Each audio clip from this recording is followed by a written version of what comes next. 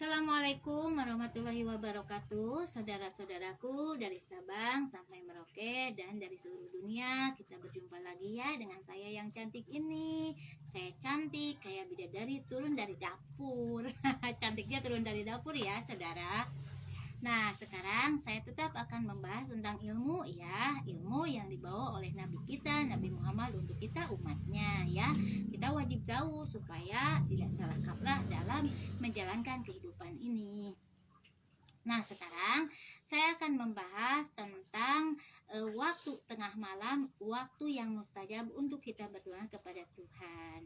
Nah, kita wajib tahu ya, saudara, di saat tengah malam ya, di saat jam 12, jam 1, jam 2 sampai jam 3 malam, cahaya Tuhan turun ke bumi ini. Kita wajib tahu cahaya Tuhan itu apa. Kita wajib tahu kan saudara, Tuhan kan berada di langit ketujuh yang bernama Sidratul Muntaha, dan zatnya Tuhan memancar ke alam dunia, ke tempat sembahyang. Seperti di umat Islam tempat sembahyang masjid, di umat Kristen gereja, di umat Hindu pura, di umat Buddha vihara, itu cahaya Tuhan memancar ke alam dunia, ke tempat sembahyang.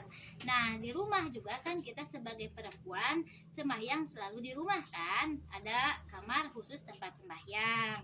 Dan lelaki juga kalau keadaan uzur sembahyang di rumah. Nah, di saat tengah malam cahaya Tuhan mancar ke alam dunia bersama beribuan malaikat rahmat. Apa itu malaikat rahmat? Kita wajib tahu ya. Jadi malaikat rahmat itu keriduan Tuhan atau kasih sayang Tuhan yang akan diberikan kepada manusia yang bangun tengah malam bermunajat kepada Tuhan atau qiyamul lail, yaitu bangun tengah malam seperti sholat tahajud, hajat dan sebagainya, bermunajat kepada Tuhan dengan khusyuk, dengan ikhlas, mengharap keriduan Allah, menyerahkan segala kehidupan, tekanan pikiran dan sebagainya kepada Tuhan ya. Nah, di saat itu Tuhan turun ke alam dunia, cahaya Tuhan itu turun ke alam dunia mencari manusia yang sedang bermunajat kepada Tuhan di saat tengah malam ya.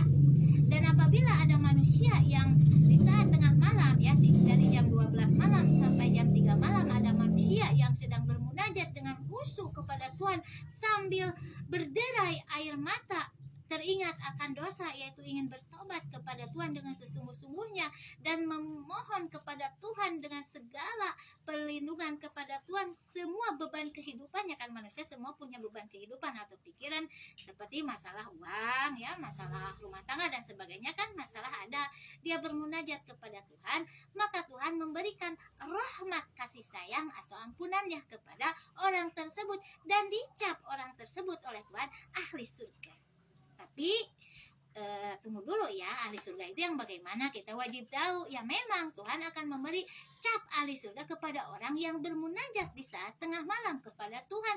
Tetapi manusia yang bermunajat kepada Tuhan yang kehidupannya menjalankan aturan kehidupan sesuai aturan Tuhan dalam kehidupannya, seperti dalam berumah tangga kan ada caranya ya. Dia menjalankan hukum rumah tangga, cara mengurus anak, dia menjalankan hukum mengurus anak, cara tahapan orang tua dan kewajiban tahapan orang tua, dia menjalankan kewajibannya sebagai tahapan orang tua.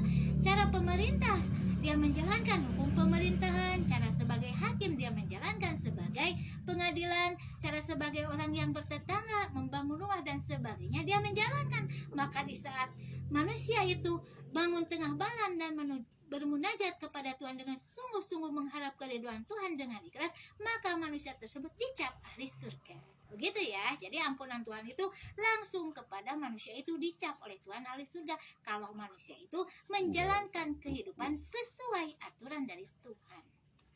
Tetapi ya, tunggu ya.